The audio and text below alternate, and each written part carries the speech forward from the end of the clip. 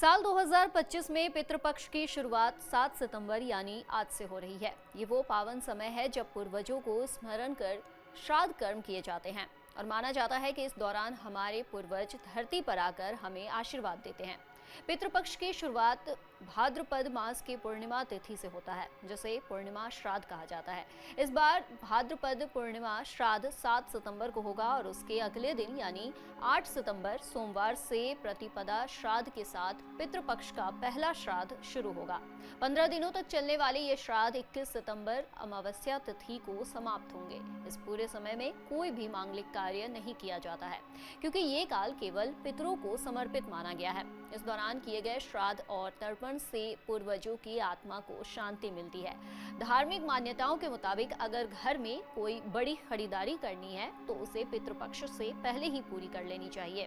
नए कपड़ों की खरीदारी भी इस पितृपक्ष के दौरान नहीं करनी चाहिए, क्योंकि पितृपक्ष में ये अशुभ माना जाता है। वहीं ज्योतिष और धार्मिक मान्यताओं के मुताबिक शुभ कार्यों और मांगलिक कार्यक्रमों को इस दौरान करने से मना किया जाता है। इसलिए कुछ भी ऐसा काम है तो उसे श्राद्ध के महीने से पहले ही कर लेना चाहिए। ये समय केवल हमारे पितरों की आत्मा की शांति और उनके प्रति श्रद्धा अर्पित करने के लिए होता है। इसलिए इस दौरान पितरों की आत्मा की शांति का प्रयास करना चाहिए। चलिए अब बात करते हैं कि क्यों पितृपक्ष में कोई शुभ काम नहीं करनी चाहिए। पितृपक्ष का समय पितृ ऋण चुकाने और उनके प्रति कृतज्ञता व्यक्त करने का होता है। गरुड़ पुराण के अनुसार पितृपक्ष में पितरों की आत्माएं पृथ्वी पर आती हैं। ये समय उनकी तृप्ति और मोक्ष के लिए होता है। मांगलिक कार्यों का उत्सव और हर्षोल्लास पितरों को अशांति दे सकता है। पितृपक्ष को तामसिक काल माना जाता है, जो श्राद्ध, तर्पण और आत्म शुद्धि के लिए उपयुक्त है। मांगलिक कार्यों में पितरों की कृपा आवश्यक होती है।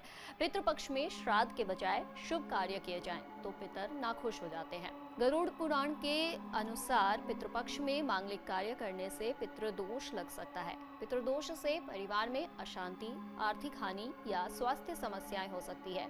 पितृपक्ष साल का वो समय होता है जब हम पितरों का पूजन करते हैं और उनका पिंडदान करते हैं। ऐसे में ध्यान केवल उनकी सेवा में होना चाहिए। इसलिए इस दौरान कोई भी शुभ काम करने के लिए मना किया जाता है।